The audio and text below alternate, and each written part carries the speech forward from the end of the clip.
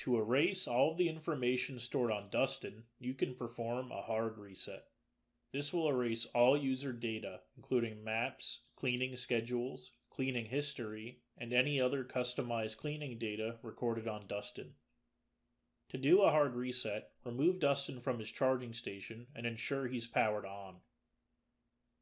The hard reset is embedded in Dustin as one of his home checkup test steps. To put Dustin in checkup mode, press and hold the Go, Charge, and Wi-Fi buttons simultaneously for a few seconds until the bot says, Home checkup mode activated.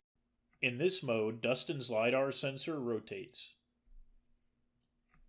Do not perform a complete home checkup test. Instead, press the Wi-Fi button 6 times until you hear Reset device. Then press Go. Dustin's data is now being erased. Wait a minute or so as Dustin goes through erasing the data and rebooting himself. Once Dustin's rebooted and the screen lights up again, the hard reset is complete.